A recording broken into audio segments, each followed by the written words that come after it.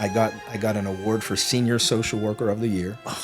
A heroin addict, doing 3 to 5 bags a day for 8 days. Gave my life to the Lord and thought that, the cloud would come and the get out of jail free card would come and no more addictions and everything's great would come. Man, I lasted 2 weeks off the mountain and I was back ripping and running. Hey, welcome to Reaching for Answers, the road from Emmaus tonight. I tell you, tonight's a special night because, they're all special. Being with you, it's always special. Yeah, there you go. Really. Well, they're all special. But when my son was in high school, I'm just going to go back a little bit. When my son was in high school, 10th, 11th grade, he was captain of the hockey team at Bethel Park High School in Pittsburgh. And there was a guy named Joe Freedy, and he was captain of the football team at Bethel Park High School at the same time, right? Okay. And there was a kid named Keith Caulfield who was like my son's best friend, right? And he was like, for lack of a better term, he was like the class clown, and everybody loved him. He was the prankster, and he was like the captain of the prankster team. Really? And this Keith Caulfield kid, right? Wow. He was like, and the three of them were like terrors, right? So this Keith Caulfield's kid, his dad and I, several nights, got like phone calls, and we couldn't find where they were. They're out in one of our cars. So we're going out in the middle of the night. We're hunting for this Keith and this my son. Your son. Yeah, and Joe wasn't part of that necessarily. We were right? having Bible studies. Yeah. Really? So we're hunting for these guys, right? And we're thinking they're either A, in jail, B, dead, or C, maybe we'll get them. And Mr. Caulfield and I would just, it was like, I don't know how many times we did that, right? So a little bit worried and maybe a little bit mad? Not a little bit mad? All the above. Okay. Just what fathers do, right? Yeah. So the three of these guys, and it's like we talk about, almost everybody that's been here, they got to get to the bottom. They got to have a problem before they really take and want to. When they realize they're not in charge, they start looking around for answers, reaching. And then usually God comes up because they realize they can't do it themselves and they're in trouble. Well, all three of those guys got in trouble. My son got in trouble, And, I was there, but more importantly, God was there for him, and that kind of thing. So Joe Freedy went on to be, and today is one of the most recognized priests in the Catholic Diocese of Pittsburgh. I mean, he's 46 years old. I don't know what he is.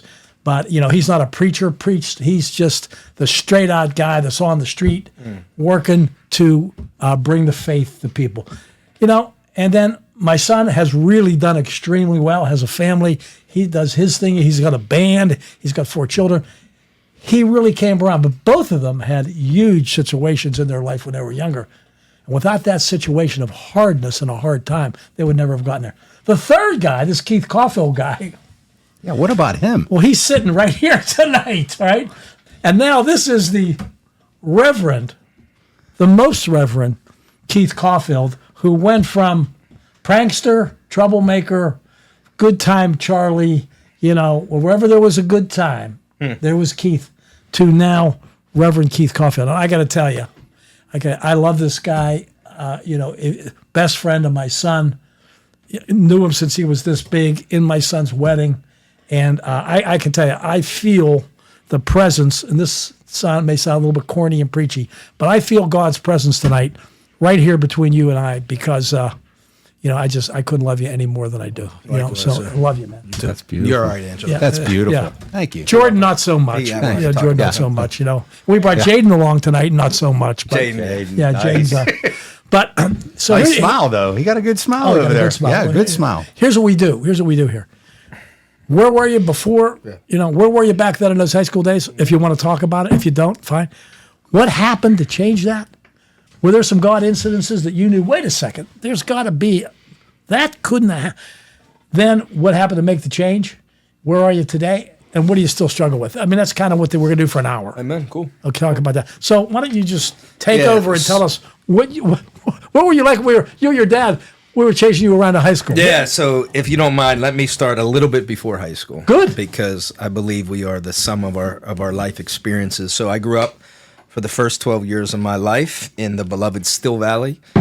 And Still Valley is a subset of the larger Monongahela Valley. Homestead, if Pittsburgh was the still capital of the world, Homestead was the still capital of the Pittsburgh area. And Munhall, where I grew up, was on the outskirts of Homestead, still is. Munhall, Homestead, West Homestead.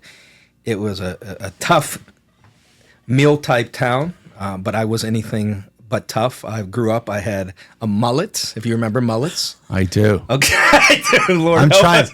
trying to picture I it. But understand, okay. yeah. Mullet, overweight, glasses, big buck teeth, and got picked on quite often. And Jordan, we got a picture of that, by the way. I got a picture of chubby Keith Caulfield. yeah, show it, please. Please show it. And, my peers went to great lengths just to tell me how ugly and unworthy and dumb and stupid I was. And that negative tape took root in my mind. And all through my life, even today, it plays, but I choose not to listen to it today. And my parents made the great geographic change in 1992. We made it to the real suburbs, Bethel Park, Pennsylvania. And even though Munhall is considered a suburb, or even Homestead for that matter, it's not compared to Bethel. And had a big house. I remember when I was growing up, I could hear my neighbor getting beat by his mother when he was bad. Our houses were so close together, I could hear their conversations. Now we had a big house, a big yard, but I still had the same me. And I just remember I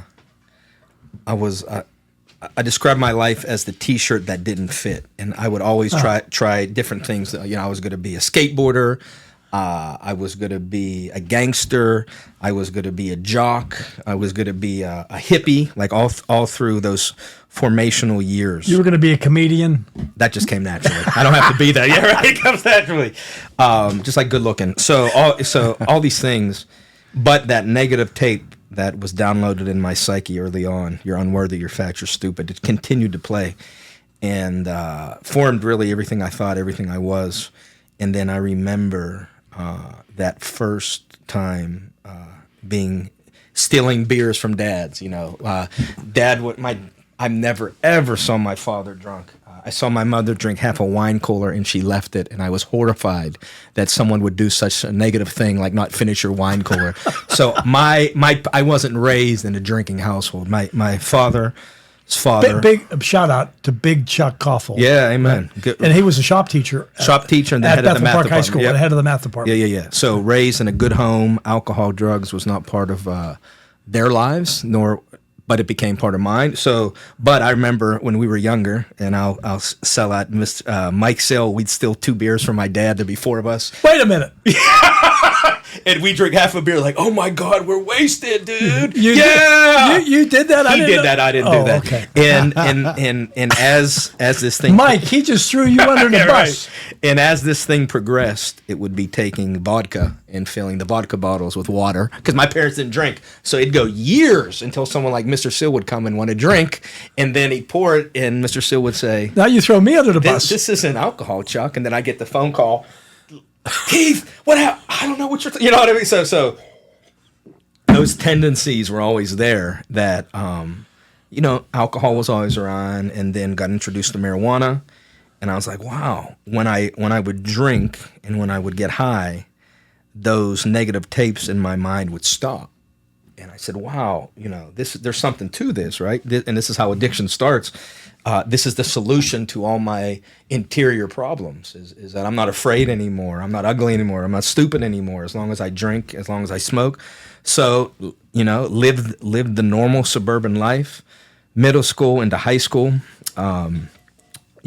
played football. Football was the only thing that ever gave me structure or a sense of identity, but drinking and playing hard and drinking hard went hand in hand. Doesn't matter if you played football, hockey, baseball. That was just part of our culture. It didn't seem wrong, the old adage, because everyone's doing it. But then, day after my 18th birthday, got arrested with some weed and paraphernalia. I couldn't get arrested before my 18th birthday. I had to wait till I was an adult to get arrested day after my 18th birthday. Thank God. Yeah, that's right. Now I'm really an adult. And started to face the negative consequences. Got arrested for underage drinking a couple times. But other than feeling sorry that I got caught, there was no real remorse or repentance that anything I was doing was really wrong. So, we'd have interventions, Mr. Sill, my dad looking for me, my parents sitting down with me, and it was just all words being spoken, because to me, there was nothing problematic. We just do what we do, in Bethel. And then just really when I went to college, my drinking just really escalated. I got introduced to the Coors Light Party Ball. I don't think they're any longer in production, but I mean, you could literally carry a round ball full of Coors Light beer with a handle. You press a button and just literally sit it on your lap and wouldn't need a cup. Like most people would get a cup, but that was my thing, man. I would wake up the next day under my desk in college or outside and holding this party ball like it was my mom, you know what I mean? Like this was it. And just really was drinking hard and got hooked up on hallucinogenics my freshman year and smoking weed. And that was my new identity. I was going to be that guy. And then party guy, fun guy. Yeah. And starting to get hints like maybe this thing's deeper than I realize. But again, the argument is everyone's doing it, but not everyone was doing it like me. Like, dude, did you know what you said last night? Do you know what we had to get you out of last night? Do you know how close you were to getting beat up? And I had no recollection. Like blackout drinking started, hallucinogenics started real bad. But yet something about me, both my parents are school teachers. So getting your homework done was always a priority. So you did. I would be up 72 hours. But I'd be there in class with the presentation ready to rip. Like, it was just ingrained in me. Now, of course, the work was subpar, and I was a hot mess and smelled bad and looked horrible. But the point was, like today, every day. It's not funny, Jane. But the point was, like, education's a priority. So, sophomore year, move out of the dorms, and for some reason, I have not been able to pinpoint the action of God in this one. I lived on the suite with the Robert Morris football team. And here was the guys I wanted to be. Like, I wanted to play football. I wanted to be this. I want to be that. And I wasn't. So I'm living on the suite with the football team. Didn't know who they were, but I was that guy. Like, I was the one. Our room was the place. And drinking hard. Got hooked up with these guys from New York that were coke dealers. And so here I am at a time when I'm supposed to be exploring my vocation in life, and I'm a test dummy for drug dealers, and just really things really start to spiral out of control. Drinking 3-4 nights a week, hard drugs. Still wasn't at the point where I would say my life is unmanageable, my life is out of control. But I can no longer say everyone's doing it, because now I was the guy people looking at like there's really something wrong. There's really something wrong with this guy. Wow. Still had a loving mom and dad, still do, still in my life. Like I said, I wasn't brought up where these things were permissible or even known, but that's just the way that addiction just continued to just run. So I had a bright idea, the geographic change. So just like I moved from the Still Valley to what were you studying at school at the time? I had this conversation with Jada. Yeah. I study, we're going to see if you know this, what every student studies that doesn't know what they want to do with their life. What major is that? History or psychology? Education. Anything involved in the creative arts. Communications, man. Communications. Yeah. Hey, what are you going to school? Exactly. What are you going to school for? Communications. Why? I like to communicate. Okay, right. Went for communications. Have no idea why or what. But hey, so then just I was like, you know what? My dad went to Cal U.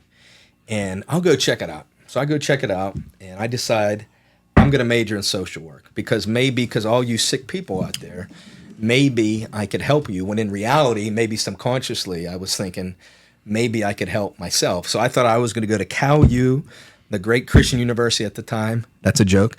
And I was not going to know anybody, and I was just going to study. I end up living by myself in an old sorority house on the top floor, right? Sorority. Yeah, but no sorority sisters. Okay, Yeah. Just me. And it turns out that half my high school ended up going to Cal U anyways. Wow. So the partying picked back up. Surprise. Yep. And here I am isolated by myself. And then at this time, Oxycontins were the pain pill was starting to move within our friend group. And, my personality is just as you saw, I've drank about 7 waters so far. Yeah. It's just my personality. If it's going to the bathroom's right gym, over there. yeah, right. If it's go to the gym, if it's study now, I'll share about that later. But where I'm at now, just when I'm in something, I'm just consumed in it. I'm in it. I'm either in it or I'm out. And so here I am, spending hundreds of dollars a weekend doing Oxycontin as a social work student. And you're going to find this hilarious. The only class I got a C in, I got rest A's and B's in college, was drugs and alcohol, because I never studied because I thought I knew everything. Right? And I didn't. But I mean, it was just par for the course, man. I'm doing good in school except for drugs and alcohol. And then here I am on Oxycontin. Just life, just normal, for me. And then came back home. And then, of course, my friends growing up really didn't follow. Some did. But so you find those who are involved in what you're involved in. I remember once we gave this guy money to get us Oxycontin. And he comes back and he throws these little blue bags on the table. And we go, "What's that?" He goes, "Heroin." And just that face you made, I said, "Heroin? That's bad." Like Oxycontin isn't, right? "Oh, no, it's heroin. That's bad. Could I die?" He said, "No, it's the same thing as Oxycontin, just cheaper," which has some truth to it. And unfortunately, that guy, that friend, he OD'd a couple years ago. So he never got out of that life. So here I was, a social work student. I got an award for Senior Social Worker of the Year. A heroin addict, doing 3 to 5 bags a day for 8 days. And just like having no concept how I got from point A to now D in my life. It was just completely took me over without even blinking. It happened but in reality, all along people were saying, "Keith, this is getting out of control." All along, looking back at high school days, this was more than just being with the boys. I was forming my mind and heart and soul in this addictive pattern that I've already had early. Like I said early on, I remember being a kid, being afraid of death. I remember the first time seeing that Playboy magazine, the effect it had. So my mind has always been quick to run with things. So I paved the way. So here I am in a bad way. And my mother, who is a little Italian lady who would never admit defeat, finally admits my son, and I think she has no idea the extent, but parents know. This is the deep story.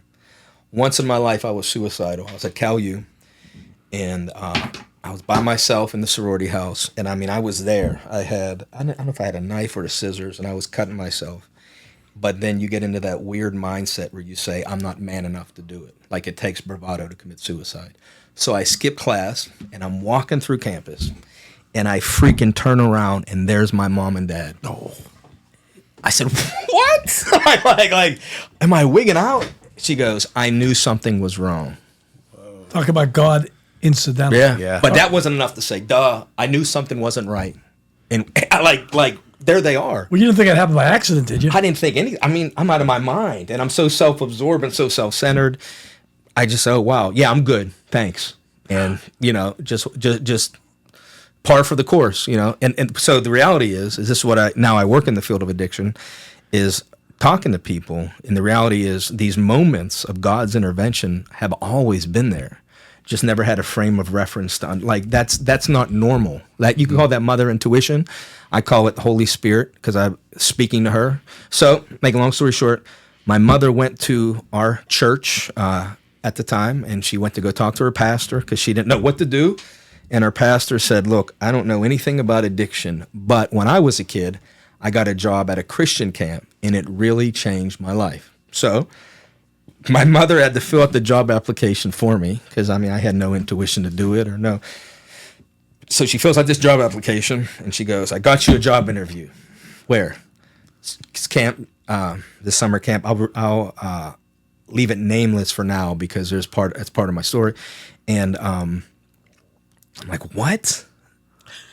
she's like, well, you're going to be a social worker and kids need counsel. So my mom signs me up, and I drive up to this camp, and it's about as stereotypical Christian as you can get. All the kids have their Bibles and their Bible protectors, you know what I mean? Yeah. And I'm just, they're Jesus t-shirts, no offense. And I'm like, look at these dudes, like this is crazy. And they're all talking, and but there's something that stuck with me. As corny as I thought they were, they're genuinely corny. Like they're really happy, and they're really pleased with life. It's not an act. No, it's not an act. And they really love God, whoever this God, and they really follow Jesus. And I was like, I don't know, this isn't me. But I stayed. It was an overnight thing, overnight interview where we do like team building activities. And the next day, they did this thing called hot seat, where they put you in a seat and they surround you with people and they fire questions at you for 2 minutes straight. So, being the class clown, I'm able to duck and weave and make them laugh. So one person says, what are you afraid of? I said, clowns. And one of the girls does a clown ministry, hates me to this day because I said that, right? She wasn't laughing. I was dying, right? And then at the very end, this little Italian lady became my spiritual mother, who was one of the camp directors. She looks at me and she says, Keith, last question. Who is Jesus Christ? And for once in my life, I'm silent. I said, I got no clue. Luckily, I did not get the job as a Christian counselor. I got the job instead as a truck driver, where I drove a 1984 Chevy Blue Astrovan. Yes, I know the date of it. And I would deliver firewood, and I would take out garbage. And that was my job. And I remember during a worship service, they came up, and stereotypical evangelical Christianity, if you want to give the gospel message, Jesus died for you, Jesus loves you, plan for you, all this good stuff. And will you say yes? Gave my life to the Lord and thought that, a cloud would come and the get out of jail free card would come and no more addictions and everything's great would come. Felt some peace in my heart. But, man, I lasted 2 weeks off the mountain and I was back ripping and running. And so it was always this battle, because I worked at that camp for maybe 6 years in a row. Wow. And started as a truck driver, came back as a camp counselor. So here was another God moment. So that year I was a truck driver. I got caught drinking and should have been fired. And, I thought I was being sneaky, but then they told me the stuff I was doing while I was getting drunk.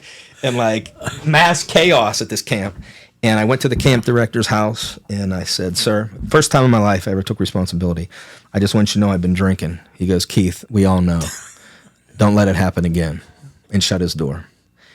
And that was, called my mom before that. I'm like, I'm done with this place. These Christians are hypocritical. They're judgmental. Meanwhile, I didn't want to tell her I got caught drinking, right? Of course. So, mommy, well, if you want to come home, sweetie, whatever needs to happen. I said, I'm going to stay. One day I'm walking through the camp.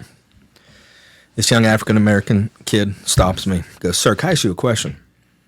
I probably should have been working at the time, but I'm just walking around.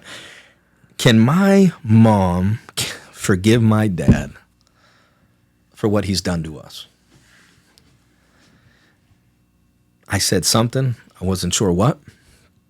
And then I started hanging out with this camp called Hope Camp.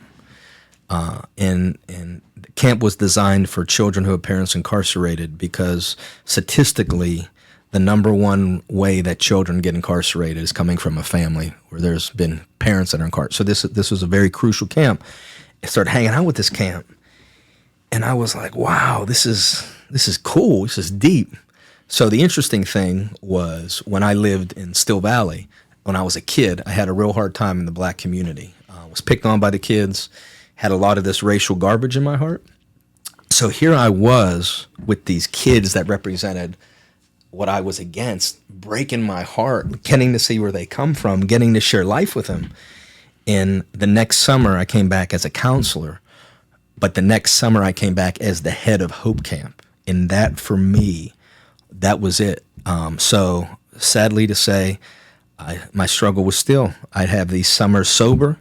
I made it 2 weeks the first time. Second time I made it 2 months. Bible goes under the bed, I'm back out ripping and running the same way I was. The third time I left, the day I left, I did drugs.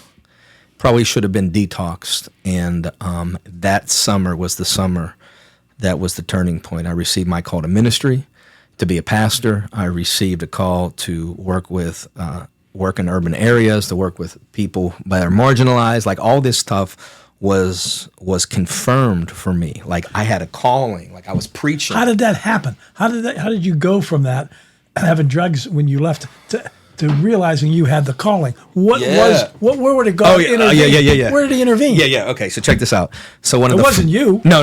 So one of the first nights I'm there. I'm giving my testimony to all these people. I was this, I was that, I was on drugs, God delivered me. And this dude stops me. He goes, "Why don't you quit lying?" Typical addict. "You don't know me. What do you mean? Quit." He goes, "Quit lying." And he walks away. Now, this is a guy, he's a very odd dude. Reminds me of you. And but he's the one, God gives him a word of knowledge that it comes from God. Like, he's that quirky that it was a God thing. Yeah. And he walks away. So I run after him. "Who do you think you are?" And he looked at me. He said, "Why don't you just let God help you?" Wow. So that night, I got the shakes, got a cold, but 8 months of heroin use was over. And that summer, I was so in tune with where I was and what I was supposed to be doing. I was just in the face of the Lord. I was daily reading scripture, daily praying. And it wasn't this weird transfer one addiction to another.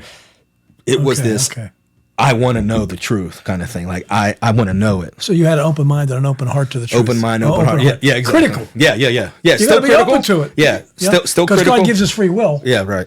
Right? So you can pick and choose. Yeah, sure. So you got to be open. Right. But like, it was just so clear. I had this experience once underneath this, up on this mountain and it wasn't like it was a vision.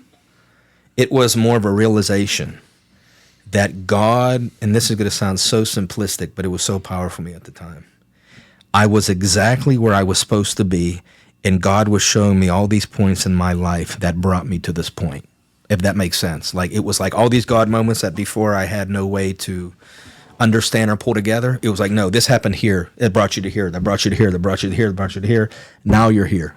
And they weren't all good. No, of course not. No. Because good comes out of bad. Yeah. But it was good and bad. It was life. Yeah. It was life. It was life, but it was verification.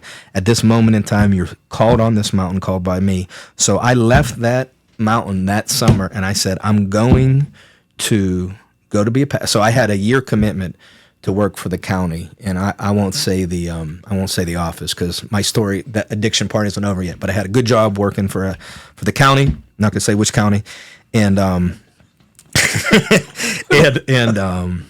was on fire for the Lord. I'm gonna do my year, and then I'm gonna go to school to be a pastor. And I lasted about 2-3 months, and a friend of mine called me and said, "Hey, remember those little blue bags?"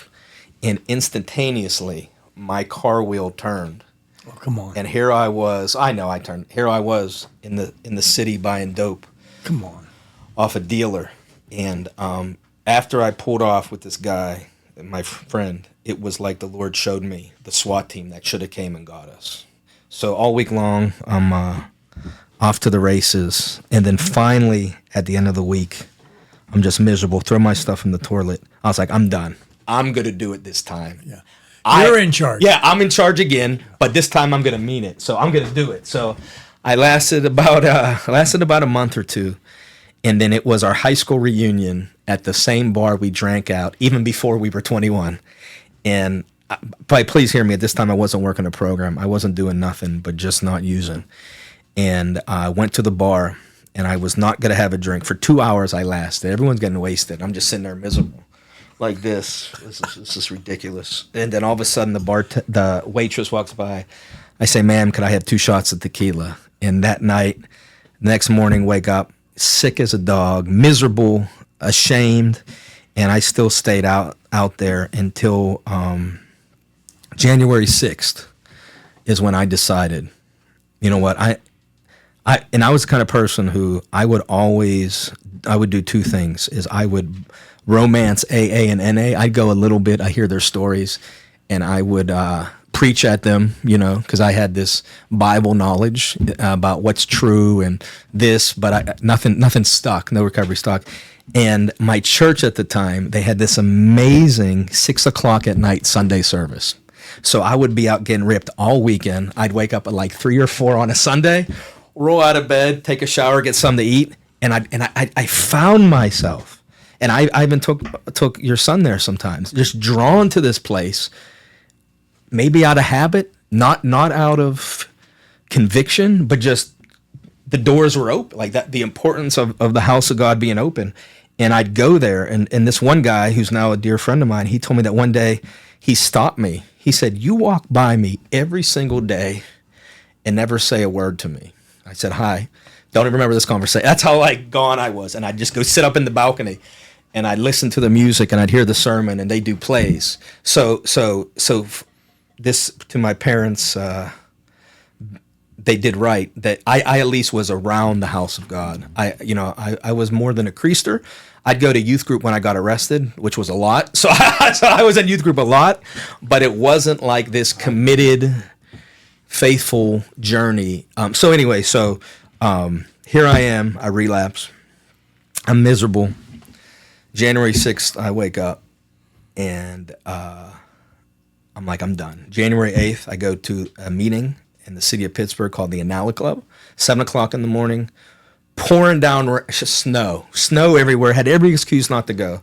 Here I am at this 7:00 meeting, and I'll never forget it. I'm looking around me, and there's homeless people. There's a guy in a suit.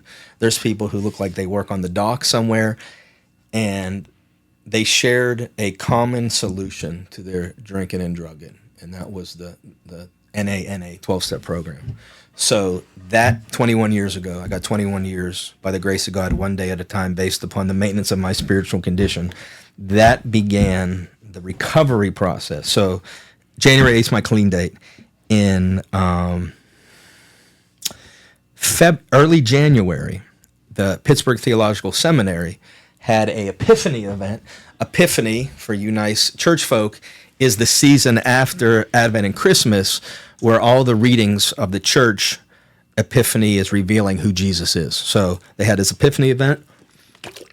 My 5th bottle of water for you listening. They had this Epiphany event, and here I am at this Presbyterian seminary master's program with PhDs who have on bow ties, and my clean date's January 8th. So this is like January 16th. So I got 2 weeks, 3 weeks.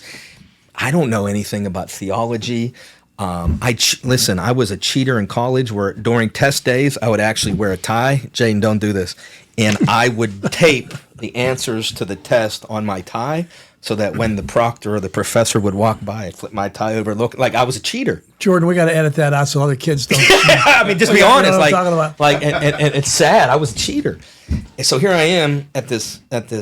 I think at least in Protestant mainline seminaries, PTS, very good school, and I sit on a class. Please don't be mad at me, on Martin Luther, and I'm listening to just this passion for the gospel. Some say he was wrong. We know he was right, Martin Luther, but that literally, and it just like hit me. I could go to school and I could learn about God. So then the next class I sit on is urban ministry. And I'm loving it because I said God confirmed to me at the camp that I was going to go into urban ministry. So I'm listening to this class. After the class, I stopped the professor. I say, "Sir, can I talk to you?" He goes, "Sure." I go, "Listen, I got 2 weeks or so sober from hard drugs, and I just break down my story." He stays with me for like 45 minutes. And he said, "Keith, I just want you to know one thing. If you're supposed to be here, you'll be here." Left that with me, right? So go back, working for the county, apply to this master's program. My year for the county was up on like September 1. Seminary started September 4th. Bam, bam. So here I am in seminary, And within 3 days, I meet 2 other guys who are recovering alcoholics and addicts, and we start a drug and alcohol support group on campus for us to stay sober. That lasted all years. So early on, bam, God confirmed that. And so my recovery and my seminary experience went hand in hand. I loved it. It was 3 years. No, did not cheat, did not want to cheat. The ancient rabbis had a belief that study was an act of worship. Same with the monastics, I'm sure, good Catholic monastics. And I didn't want to taint that with anything. So took my study seriously, got to travel out of the country, just really fell in love with the church, Big C, and God, and study. And so at that time, I was at a church in the South Side, and they were really doing some cool things. And I found myself, I was a part of that, and they were going to plant all these churches throughout the city of Pittsburgh. And I found myself back in my old stomping grounds, the Still Valley, but specifically in Homestead. So here I am walking 8th Avenue in Homestead. Before, it's in a much better place now. But this was in maybe 2003, 2004. Not a good place. I mean, It wasn't a bad place, but it wasn't. yeah, it was pretty bad. Yeah, so everything was run down. And here I am like a kid in a candy shop. I'm going, look at that store, look at that store, look at that store. And everyone's like, I even had these like off the rail, like radical church planners that are like, dude, why are you in Homestead? Go to the waterfront and plant a church. Well, because that's where the money is, right? I said, no, that's not where the poor or the broken are. And one day I'm crossing the Homestead at Grace Bridge, and I see a for rent sign. I call. He shows it to me. Now, you media people are going to love this. It's the old radio station for Porky Chedwick. Who's Porky Chedwick? Yeah. He's a legend in Pittsburgh. Okay, why? Platter pushing Papa. Platter pushing Papa, Daddy on the radio. He broke racial boundaries by introducing African American music to white audiences in Pittsburgh. WAMO. And here I am. He took it out to the suburbs. Yep. He used to have events at each one of the Come suburbs on. and high schools. Yep. You know? And here He would nickname people, and he was like, remember, he was like, hey, bro, hey, Caulfield from Baldwin. You know, that was So Chuck. here I am standing in Sound his. a little bit He like did. Porky. Yeah, Yeah, Porky. that was pretty Platter good. pushing Papa. So Pork here the I Torque. hit Torque Pork the the Torque. Torque, yeah. Here I am at Pork the Torque's radio station, Which was vacated. vacated. It was empty. And it was many things after the Whammo Yeah, station. not good. With a vision to plan a multiracial church plant to do spiritually what he did over the radio waves in the form of community. So, Under the bridge. under the bridge, right? So, long story short, left the church I was at in the South Side, ended up becoming a United Methodist pastor. Much respect for my Methodist brothers and sisters. I'm no longer a Methodist pastor, but they were great in supporting us, and we got our start. And I knew nothing about church planting at the time. Didn't know much about anything other than my experience and the belief wholeheartedly that God, Jesus sent us to be in this town. Sent me. So I was living with my parents at the time. So I would be driving in from Bethel Park and open a coffee shop at 6 a.m. And I just came to the realization, like, that's it. I can't live in Bethel and start a street ministry in Homestead if I'm in Bethel. So found an apartment, moved there, and the funny thing was, If you're going to be there and you're going to minister from there, You're gonna live there. got to gotta be be there. there. Yeah, no question. It's No otherwise, question. otherwise phony. Yes. So the interesting thing was, it was a complete disaster when I first started. Matter of fact, you're part of the story. Did no advertising, did no marketing. I was based off, what's the movie, If You Build It, They Will Come? Yeah, Field of Dreams. Field of Dreams. Well, I built it. We built it. Churches helped build it. But no one was coming. You're giving coffee to people, and No, there's no people yet. there's no It's just people me. All right, so around 7 o'clock in the morning, I'm shaking in my seat because I'm making 50 cups of coffee and no one's coming, and I'm just sitting there. I'm bored, so I might as well drink it. And there's kids skipping school that I don't know. I'm like, dude, you can't stay here. You got to go to school. And finally, my landlord, who loved coffee and enjoyed the fact that he gets cups of coffee, he said, you know what you need to do? You need to go sit out under that bus stop and hands that cup of coffee. And I'm thinking to myself, I'm a master degree theologian now, and you're telling me I got to go sit outside and pass out coffee in Homestead. in Homestead? No. So weeks go by, nothing happens. One day, humble myself, take out coffee. Say that cares. again. humbled myself. Say that again. Humbled myself. That's right. Humbled myself. And brought a table out, 2 coffee carafes, and it's good coffee. And before I knew it, I have a group of people under a bus stop, Muslim, all walks of life, homeless, people smoking weed, just drinking coffee. The coffee was so good, I lie you not, that there were people who were making a right-hand turn, and they'd go, "Hey, coffee guy, give me $5 for a cup of coffee." So I got all this money I don't want, and people love the coffee. And Whose coffee was it? We need a shout out for the coffee. It is, I will tell you this, it is a fair trade blend. Fair trade's not much anymore, but it was a fair trade blend. It was a good cup, grounded on site. And I just, one day, I'll never forget, it's snowing, and I'm like, "You guys want to go inside?" Because they had no idea I had a coffee shop. They just thought I just hung out under the bus stop selling coffee all day, and I wasn't even selling it. I was there to build relationships. They go, "What are you talking about?" I'm like, "I have a coffee shop." "You do? Why are you hanging out here?" And so we come in, and, very skeptical at first because we have a bunch of religious artwork. Yeah. Still inviting, and they're like, "You're not going to try to convert us, are you?" And a stage up there. Yeah, stage, right, where the radio station was. I was there. Yeah, I know. And I said no, and we just began to share life together. So here we are. Here I am. Every day of the week putting on coffee, and people are just coming, and we're building relationships, and we're exploring life together, and the vision of this multiracial, multi-class, multi-everything began to take root. And so addressing needs of the community, we began doing recovery ministries, which I was able to lead. We did community meals and worship services. And then, so this thing took root. And then after 3 years, I got a letter from the denomination that was supporting me, because many people, when it comes to church planning, self-sustainability is key, right?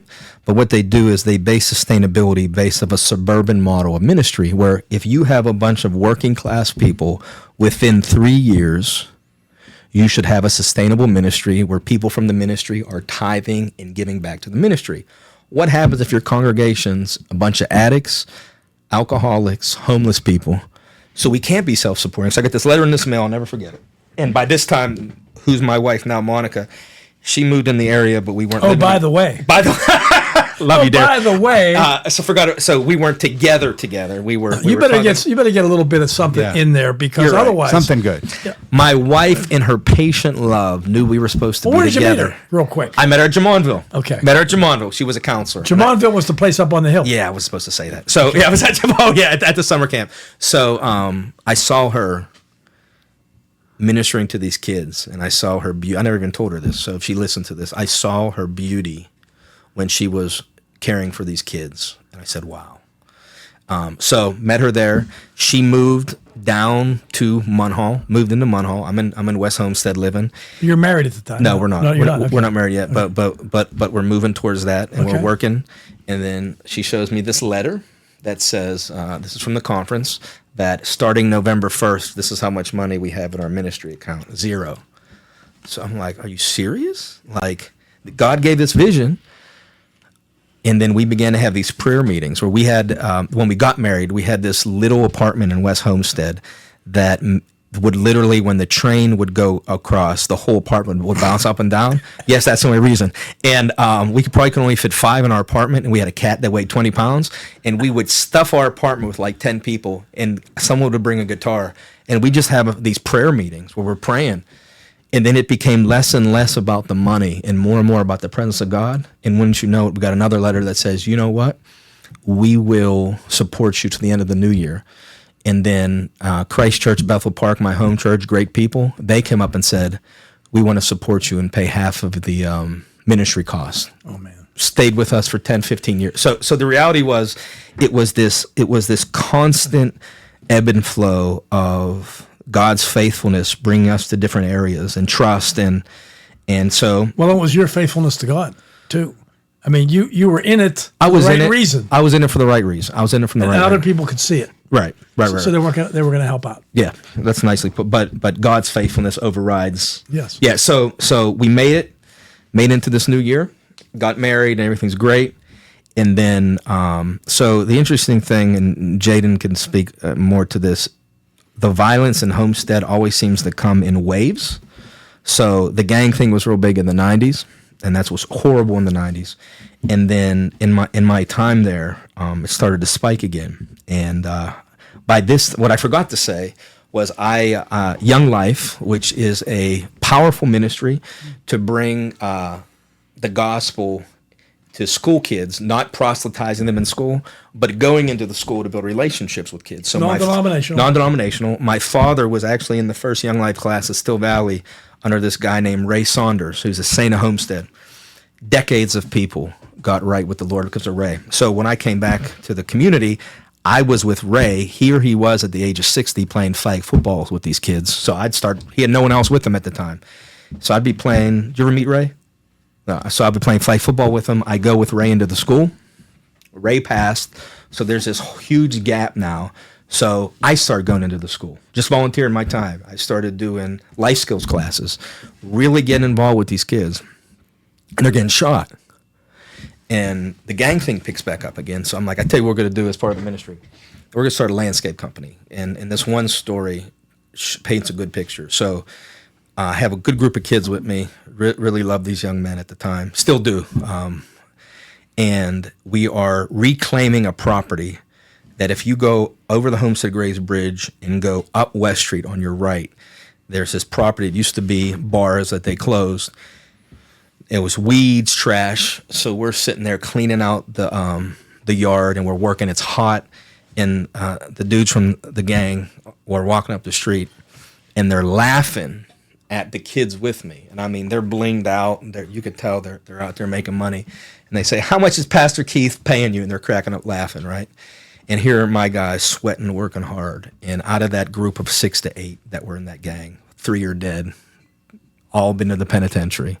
Just shows you just the way life can be for some of our kids. So after that, it just showed me that if I could grab a group of kids and teach them to work with their hands, and landscaping is a pretty low-risk endeavor. So we called it Valley Landscaping. We got grant money, and here I was with a crew of 3 guys. And at our peak under me, we had about 25 yards. And here we are all summer long. And it's one year, I wake up and I get a phone call, and it's this young man's mother. And she says, "Pastor Keith, so-and-so has been shot, and we're waiting for you to do the last rites, and I can't get a hold of you." And he died that night. And the next morning, me and 2 young men from the landscape company, we went to the alley where he was shot, and his blood was still there, and we put a rose down. And out of the 8 years, we had 3 young men get killed. 1 young man was shot and lived within an inch of his heart, who ended up getting arrested for homicide. And it just hit me. As important as work is, if you don't value life and what it takes to live, it's just a paycheck. So brought someone in. So this is now showing you the evolution of my thinking, right? Because I'm a traditional pastor. I went back to school, got another degree, Master of Sacred Theology. That don't mean nothing in the streets. You know what I mean? Like I could tell you fancy words, ecclesiology, eschatology, but our kids are getting killed. And God began to work on me to go back to Cal U, not to cheat and not to be an idiot, but to get a master in social work. So I sit down with my parents and I ask them to give them an offer they can't refuse. I'm an only child. You could tell by knowing me. And this shows you my privilege, though. I said, "Listen, I know you saved up all this money for me for when you pass, but I really feel called by the Lord to go back to school, to become a social worker, to offer street-level mental health counseling and coaching for kids and adults." And went back to school, got my master's, and became licensed. And in 2022, we left the Methodist Church and became our own nonprofit that does mental health counseling. So now our ministry in Homestead, I'm sorry for jumping around, is we run a coffee house for people who have nowhere else to go, or even if they do, it's that same thing we started with. Yeah, it's an evolution. It's an evolution. Yeah. Create an atmosphere for people who normally wouldn't come together to come together. Give them good coffee and the Holy Spirit to work, and you watch. And these are people, and these are our family, but these are people who are all throughout Allegheny County are known as the incarcerated, chronically houseless, chronic mental illness, and we know them on a first name basis. And so now the model we use to build relationships with them to get coffee, now we're saying, hey, why don't you come talk to a counselor? Why don't we start addressing some of these things? You've been houseless for 20 years. Why don't we start talking about why? Because a lot of people who are on the street, been incarcerated, been in rehabs, they don't like institutions. And the whole mental health system, as I believe we have, is pretty much institutionally based. You go to the office, which is fine. For people like us who don't live in crisis, you go see the professional. Usually the professional doesn't look like you or sound like you or understand your experience. Mm-hmm. You get frustrated. You leave and say, this isn't for me. So this ministry, this great project that we've been doing at Homestead is constantly been in this evolution where it was the coffee, it was the church, coffee house, church. Then it was, we're going to try a little entrepreneurial endeavor, which was great. 8-year run, wasn't a failure. And then we said, no, we got to go deeper. So now we're doing the counseling thing. So yeah, I'm sorry, we covered a lot of ground there, brother. Yeah, it's almost like God incidentally, the gospel from this weekend, which talks about how to get purified, right? Gold and silver has to go through fire. To the fire. Go through fire, right? Meshach, Shadrach, and Abednego. Yes, sir. It's almost like God when He has His foot on your neck, or what life has a foot on your neck. Then it's not just about you, and you can't really do something about it, but you just got to follow the lead, Amen. the intuition, right? Yeah. And that seems to have happened to you. It was just like, well, you just kept moving. It wasn't working, but then He made it work. But you got purified throughout that. The ministry got purified through all that, and it became what it needed to be, what it is today. Yeah. Does that sound? That sounds great. And so that's what I heard. Yeah. And that question that I couldn't answer, who is Jesus? That's my daily question. And I believe He's the Messiah, the Son of God. I'm not trying to be preachy, but for me, He is the one who brings me to the Father. He is God in the flesh. He is mysterious, and like my life is now not only chasing after Him, but bringing other people along on that chase in a non-corny, non-preachy, just like it's life. It's life. It's life. So just like that was my life before, that it was nothing. Like, for instance, my parents were so patient. They had I don't know if this was their 35th wedding anniversary. And I don't know, when we were in cars, your dad and I chasing around after you. We weren't that patient. Yeah. But I was given a large amount of money for their party. Well, I thought it'd be normal to get 30 cases of Milwaukee's Best and beer bongs. Like that was life. Like, Of course, it makes perfect sense. It's a celebration. My parents don't drink. So now, like that, my life is like, look, so talk about where I am now and still struggles. So, like I said, I got 21 years of sobriety in recovery based upon the maintenance of my spiritual condition and my medicine on a daily basis. I have found that I need, it's step 11 in AA is called conscious contact with God. So every morning I'm not religiously in the sense of my heart's not in it. So like when I say non-religiously, I mean like this is just not doing it to do it, but this is because I have to read a scripture of the Old Testament, New Testament, Psalm or Proverb or Ecclesiastes, recovery literature, 10 minutes in silence. And for a person like me, silence does not come natural. But I went to this one retreat, and so daily, it has become a life for me. And in my community, I love my community, and the openness to think that a school district would allow a pastor to just sit with the kids during lunch, just to let them know that they're valued.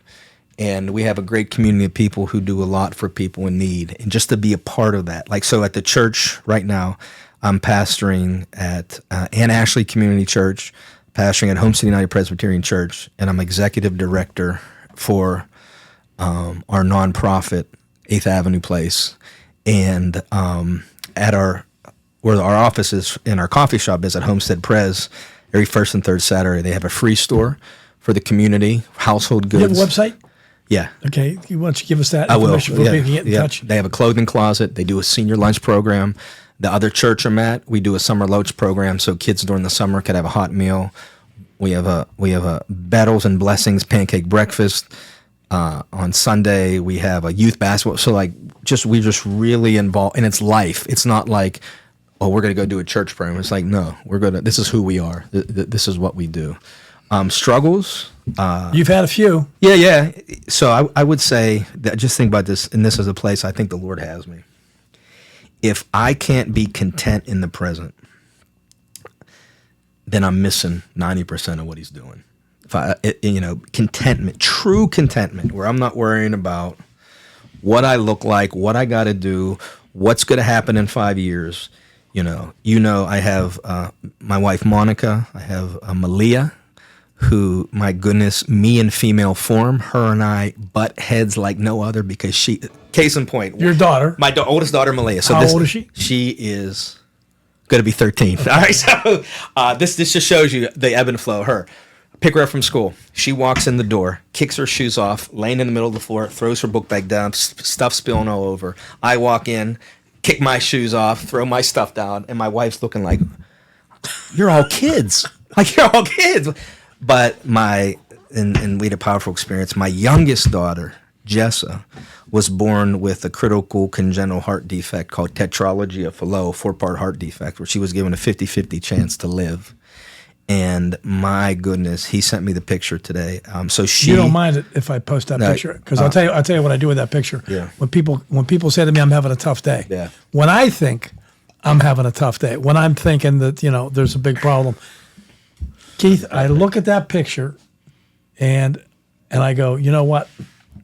Thank God that I'm not in that same situation, or maybe not. Maybe if I had been in that situation, then I would understand better that God's in charge of everything. Because, and when we show it to other people, they just shut up. I get the complaint, Yeah, so and I go, take a look at this. She was a month old and had open heart surgery. And How big was she? Like a 1.5 water bottles, if that. Yeah. And so we knew going into it that we wouldn't be able to hold her. The minute she was born, they put her in, I call it the Pope Mobile, no offense, this like plastic enclosure that looks like a glass enclosure. Yeah. And they wheel her into the ambulance from McGee, right into Children's Hospital, into the youth cardiac ICU unit. And beautiful little baby, man. And since we weren't allowed to hold her, they had these like glove things you'd put your hands through and be able to touch her. And then the first week there, are we good on time? Well, we're going to keep going. All right. Sorry, Jaden. It doesn't matter. All right. It's what it is. So the first week there, it was just like, so let me share this. Very few times have I heard the voice of the Lord, but I heard it this time. So when I found out. And you're just not saying that.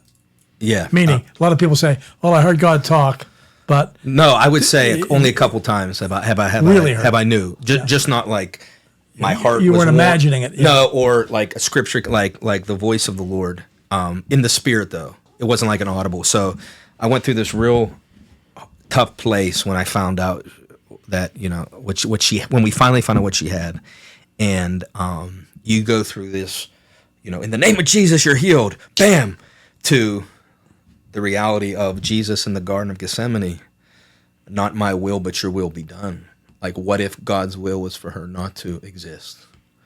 And, I have no answers. I just walk around with this daily, right? So I end up going to my special place, Drummondville, and I get a cabin. And yes, people my size do fast. And I just went there to pray. And it's not funny. And I was very funny. I was fasting before the Lord. And I heard, she will be healed through surgery. And I knew it was the Lord. But that didn't make it any easier, because of course, is it really God? No, that's my emotion. So that was in January. She wasn't born until March, and I thought it was about her heart. So she's there, and we're staying there, and my parents say, "Why don't you come stay at our house tonight? Go to church the next morning." And then you get in this weird mental space. You're like, if we leave, we know something bad's going to happen. No, that's not true. So we go to my parents, go to church, walk out of church, get a phone call. You need to come down to Children's Hospital. There's a problem. Drive down. They said every time we feed Jessa, she gets violently ill and her heart rate drops. And we did whatever scan, and we found out that her esophagus isn't tied into her stomach, which means she can't eat, which means she can't live. And I'm like, what? That? No. Like programmatically trying to categorize everything in my mind. Like, no. She has a heart problem. God's going to heal her through surgery. This isn't part of the equation. And then they're like, no. And they brought in this young doctor, Slick, kind of like Mr. Sill. Here's Slick back, this guy from New York, this young punk. And they keep throwing shots at me, man. I mean, you know what I'm talking about. He comes in, and, me, the nervous dad, where'd you go to school at? Oh, really? What's your view on this? Because I'm studying, like, Google and Facebook. Like, I know everything about everything, I'm asking about the latest procedures. And he's like, dude, I've done like 20 of these. I'm cool. And he's like, here's what we're going to do. Now, mind you, my daughter is 1.5 water bottles big. We're going to put her on her side. We're going to open up her rib cage. Her rib cage has to be like this. We're going to open up her rib cage, and we're going to suture her esophagus to her stomach. Really? You could do that? Yeah. So they do it, and it takes. We're like, this is wild. And just a litany of stuff happened. So this is to me also a defining moment. The first week, I go up to the chapel at Children's Hospital because I need to hear a word from God. I need to hear comfort. I need to hear assurance. And it's me, chaplain who's Baptist, I believe, and a Catholic worker, a nice young older lady.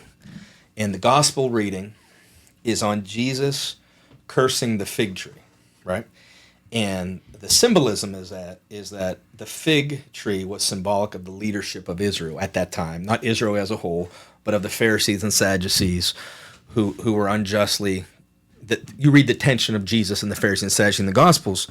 So Jesus was cursing the leadership for not bearing fruit. And she looked out at the audience, and I'm the only one.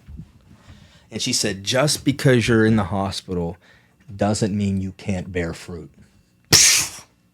Whole dynamic change where no longer am I in the hospital because I'm punished by God. I'm in the hospital for ministry. This one night, now, mind you, I was on mass amounts of caffeine, and I'm just walking around in like this mummified state, and I'm walking. This was not 11. This was like 9 o'clock. I go into this one post-op room just to see. By this time, everyone knows me. Like, I'm hanging out with security guards. I'm talking to the nurses, and it's his mother there. She's by herself. And I said, ma'am, can I sit with you? I said, what's wrong? And she said, my son came home from school basically because he said he had a headache, and I thought he was lying, and he had a brain aneurysm, and I don't know if he's going to live. And I said, well, I wanted you to know that you're not to blame because any parent would have thought their son was trying to come home. Can we pray? And just prayed over her. Lord, she take away this shame and this anger and this fear and this self-doubt. You are God and she's not. And just praying for her and just build relationships with these people. And the day that Jessa was supposed to come home, Friday before Mother's Day, all they had to do, this was after she had her open heart surgery, which went well. Children's Hospital, fantastic job. All they had to do was remove a chest tube from drainage, remove it, stitch it up, send her home. I'm at the dentist, and I get a phone call. My wife's hysterical. Jessa's gone into cardiac arrest. You need to come now. I don't know what happened when they pulled that tube out, but they had to do finger compressions to bring this baby back. And she has since then, she had a tethered spine that they had to do, I don't know if I call it light spinal surgery. They did that, and then from having the G-tube in so long, her hole wasn't closing. So they had to remove her stomach from the abdominal tract, close it from the inside. And she didn't and came home. Like her pain tolerance, me and Malia, we stub our toes. We're like, God, why are you cursing us? We're crying. Jessa falls down the stairs, smacks her head. She's just like, like her pain tolerance is so high. and she has no recollection as to what happened to her. And she plays soccer, and she dances, blessing. and she Praise sings, God. and she prays, and she has this real special touch to her, where we were at vacation, and we were in line somewhere, and there was this young man there, young kid who you can tell something emotionally and physically wasn't right. She walked up to him, looked at, didn't say a word, touched his arm, like it's okay, and I'm like, what are you doing? Yeah. She's communicating. Yeah. So it's my wife, Monica, Malia, my oldest, Jessa. We have a pit bull boxer buddy. That's a whole other episode. And we took in a stray cat, Twix, and we just do our thing in the Still Valley. How old is So Jessa? a lot of people would say, go answer that How old is question. Jessa? Jessa she just turned 8. Awesome. So a lot of people would say when that happens in your life, when a child is born and they go through all that, and because I did, Yeah. and as you know, which is interesting between the two of us, my first daughter Megan, was born 1 pound 6 ounces, same kind of a thing. Was supposed to be dead that day, no bigger than a chipped ham sandwich. Same gloves, same purple. Same. They put the antiseptic all over them. Had to wrap a gauze around her foot and pull on her leg because she would quit breathing because she was only 3 months premature, 1 pound 6 ounces, and her weight went down. Yeah. Okay. Very similar. We've had that same experience, and like a lot of people, I said, where's God in this? Where are you in this? 1 pound 6 ounces struggling. Where are you when the esophagus isn't attached to the stomach? Where are you, right?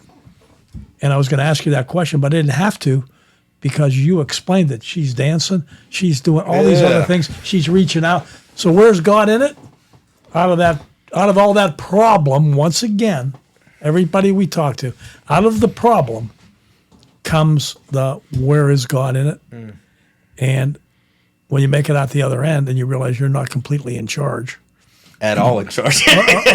or at all. in charge. Right. I mean, isn't that where it is? Yeah. Yeah. And it's good. It's okay. Yeah. God does a much better job of running my life than I ever could. And where are you? Where are you today? And lastly, Yeah. as we wrap up this particular session, we might have you back for 2 because you talk too much. Yeah, I agree. I'm So sorry.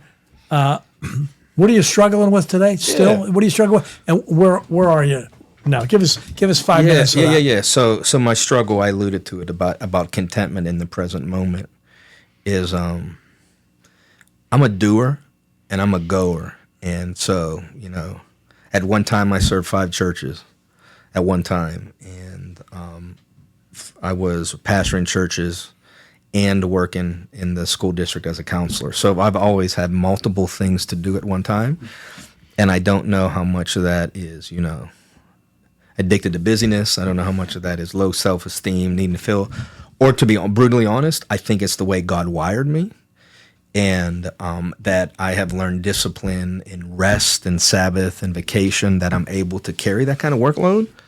But when I don't have that kind of workload, I seem lost. And like I said, I have a wife and 2 girls at home, and it's much easier for me to grab my dog and go do a couple miles than it is for me to sit home and say hi, hunt. Like I am, and Jaden will tell you this because he drives around Homestead with me and watches me yell at the car window and stop and pick up people.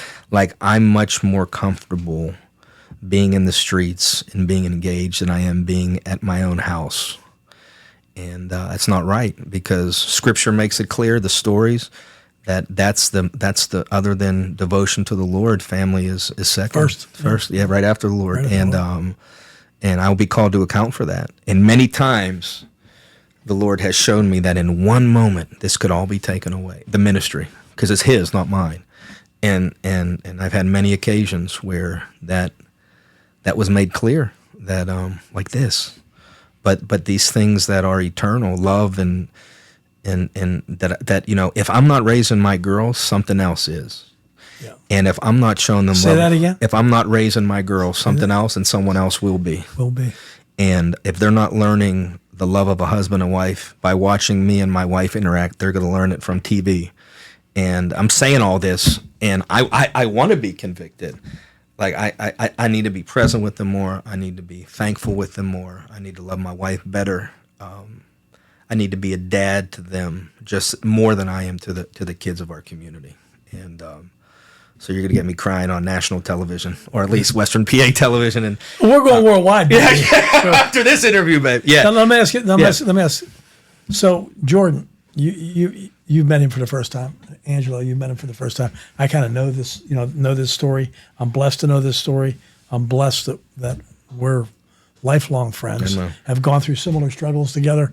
So, to sit here with you today, is one of the best things in my life. We were talking on the way over here about who's your real family. It's the people that are part of your life for real, that want to be part of your life, and that you're part of theirs. Amen. And you've always been family, Amen. right? Thank To you. us. Questions of this guy? And anything strike you that you want to ask him at this point? Because I know the story, and It's just a joy to be here with you, and just want to thank you for sharing your story with us. And it's just beautiful, because I grew up not too far from Homestead in the Steel Valley that you describe, and you just painted such a beautiful picture of just relationships. And I can see you driving around and yelling out the window and helping people and counseling in the high school. I can see it all. And I can definitely feel that God's at work with you. I can feel that, and it's just beautiful. So, so what's next for you? Great question. I don't know. You don't know?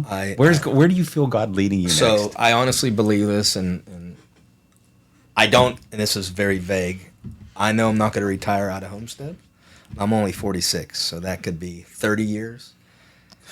It could be 5 years. I don't know. I'm just, like I said, when the Lord speaks, it's not often.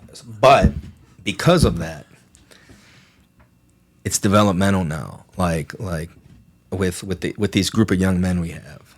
We're past the age and time of just shooting basketball and having pizza. We're talking about real life stuff now. I want to see, Lord hopefully wants to see young men raised up in the way of the Lord, to be men of integrity and goodness, so that the Jadens of the community can walk out their faith. And Jaden has a little brother who's a little wild, and I tell him all the time that whether you like it or not, you are what he sees. And even at our ministry, we run the coffee shop, we have a staff for that. We need to hire another counselor. I want to build an infrastructure in place where if I leave, this thing continues past me. There you go. And that's gospel ministry. That's that's the way Jesus worked in small groups and sent them out. I felt it that in a sense. I've been at this going to be 18 years this October, but learning to let go, learning to trust, but also being more intentional, to really. This is another weakness of mine. I think because the Lord worked in my life in such a dramatic way, and I know He could work in anyone's life like that, but some people don't participate in that kind of work, and I got to be okay with that. To watch people we love, like bearing those kids, man,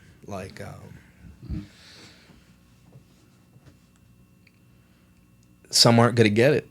And not everything's as serious as street violence, but I have friends in the suburbs whose lives are just depressed and unthankful and miserable, and they're not living in potential. And I just come into this massive reality that God is real and can change anybody at any time, regardless of where you come from, what you go through, wrong side of the streets, right side of the streets, or from the street.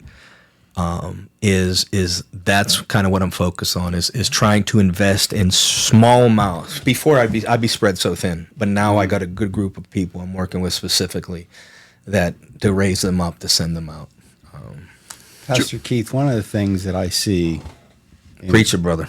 One of the things that I see with, I work with 13, 14-year-olds, and just a question for you about, do you see loneliness, anxiety, depression in the kids? Oh my goodness! Because that's all, and it's shocking to me because when I was a kid, I didn't see that, and maybe God just didn't show me. But now it's just I see it. And so much more in your guys' generation where You came home when the streets light were on, but you knew what it was like to play outside. Yeah. And you knew what it was like to hear basketball and to play football and to know your community.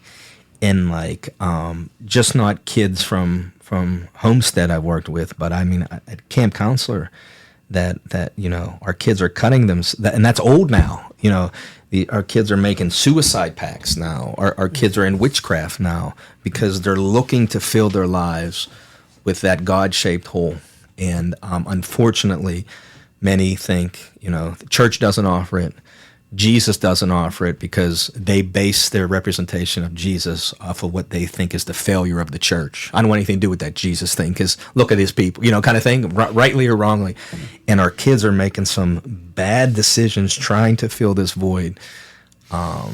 Destructive decisions. Destructive decisions that don't even know how destructive it is until they try to get out of it. So yeah, the phone that I left in my car has a grip on me. But to have a generation now that having conversations is very difficult because they'd rather text an emoji.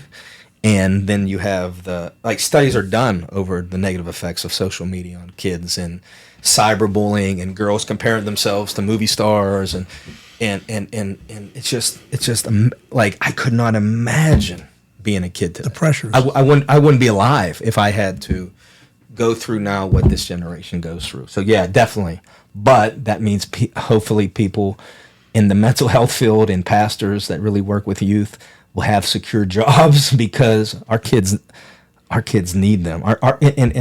So I always say this all the time, at least in our community, it's not that we don't have enough services, is we lack middlemen and women who say to the people, hey, it's okay to go see a counselor. I'll go with you. We need people to validate mental health care is real. Addiction is real. We think, well, go see the doctor. No, like we need people that embody this gracious spirit to walk with our kids because, like I said about my daughters, if not, somebody will. And there are people out there who will definitely take advantage of that. I got a final question for you. Jordan, unless you have a question, do you have anything that you want to ask on? Jordan's shaking his head. Right? He wants to go home. He's just producing over there. You know what I mean? Yeah. You produce, Jordan. Yeah, keep it up. There was a woman in your story that asked you the question.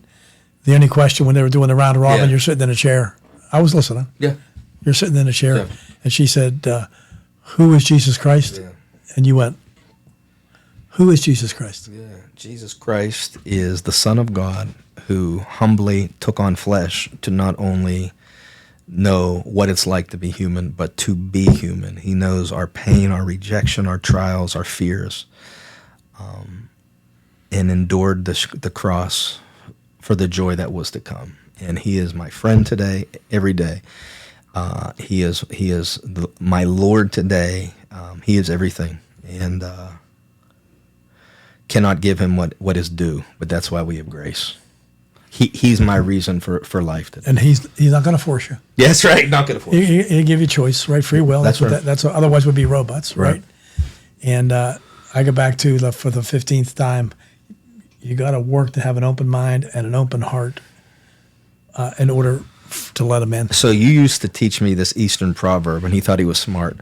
Who's he? Eastern proverb. Yeah, he was talking about. No, you would give me this Eastern proverb. This sounds like a Shaolin priest. It is, man. which is very true. When the student is ready, the teacher. teacher will. He used to say it to me all the time. He'd go, "Koffel, let me tell you something." When the student is ready, the teacher will appear. And I'm like, what is that dude saying? Wow. And the reality is, you know, and that's the same with education. You could sit a kid in a classroom for the rest of their life, but until that desire to be open to learn, and either life circumstances will make you ready, or God will just supernaturally intervene. And open your eyes and make you ready. But it's worth it. You were stoned the whole time, and I didn't realize it. No wonder he couldn't grab the pebble from your hand. He was like, man, he's really paying attention. I was going, grasshopper. Well, I'll tell you what. We were there that day, and when the baby was born, and I'll tell you, it's one of the most greatest memories of my life was when you brought in a bunch of your friends that were priests or ministers Yeah, and so people of faith. Yeah. They were just people of faith. So in the waiting room the day Jessa was to be born, we had Mr. Sill representing the Catholic faction. We had Methodist. come on. We had Methodist priests, pastors. We had a retired district superintendent. And here was the powerful thing. We're all gathered there because of Jessa's birth. And at one time, we all start sharing our faith stories. And then Erwin Kerr, who's a father in the faith to me, he looks at me and says, which is from Isaiah, and a little child would lead them. Oh my! And just showed, just showing like the authenticity of faith, and that this girl's life and call is so much deeper, that it brought all these weird dudes together, and we're in a hospital room just testifying to the goodness of God. Yeah, it was powerful. Beautiful. Before you finish Yeah. up here in prayer, I'm going to ask you to do something. Yeah. And this story is so powerful that I just want you to, whenever Jordan's done screwing with it over there, you know what I mean? Right. You know, he's not screwing, trying to make it, That's right. trying to make you, take the hole out of your T-shirt and stuff. Whatever. The sweat Hey, marks. Jordan, can you do something to clean them up a little bit? You know what I mean? But all I'm asking you is to share it, because we got to push this out, because that's exactly the commonality between you and I and Angelo. We want other people to realize that you got to be open to it. You got to listen to other people's stories, find out what they were doing, so that maybe you can have some of that kind of faith as well. Because without it, it can just go, it can just fly by. We've been blessed that we've had so many commonalities, but huge age difference. Yeah, you're pretty old, bro. Yeah, that's over for me. Cut. Wow. That's why Angelo's here. You know what I mean? Because I'm gone. I'm at the end of the yardstick, and he's going. And then George's going to take over after. Oh, yeah. Yeah, after he goes. Yeah. I think I'll go first. We're not going to let you near this ministry, though. You know what I'm talking about? I think, didn't someone sing a song, Only the Good Die Young? That's right. I got a shot then. So let's finish up in prayer. Hey, Jordan, get off your butt over there and come over here and join us, okay? Jaden, come on in here, Jaden, get man. over here again. Come on in here. Usually Angelo leads us in prayer, but you know what? When we got the pastor. We got the honorable pastor. And I'll say amen this time, so we're not waiting. Okay, go ahead. Once again, oh God, you showed up, whether through us or in spite of us. And I pray for all of us, Lord, that you would consume us with your love and help us to see what you see when you see us, and help us to see the way you see other people, that the change that needs to happen would begin in us and happen through us. Jesus, may this recording reach people who need to know you. Amen. Amen and amen. Thank you, Keith. Was that too Thank long, to you, be Keith. honest? No. Yeah, I'm why you didn't say no. No. Jordan, be honest. Jordan, bro. was We it got to 2 make hours? this- we Hey, got to make this a double. if you've got your own stories, if you'd like to contact us on YouTube or at the website, it's reachingforanswers.com. Send us your stories. Let us know what you're thinking about everything. If you want to contact us or Keith or anybody that's been involved. Jordan's done his testimony. This reminds me a lot of Lamar's testimony too. Lamar did. What's Lamar's last name, Jordan? Kemp. Lamar Kemp Jr. Yeah. Great addiction story. Yeah. Great addiction to conversion, right? So look forward to being with you again on the next episode of Reaching for Answers. The Road from Emmaus.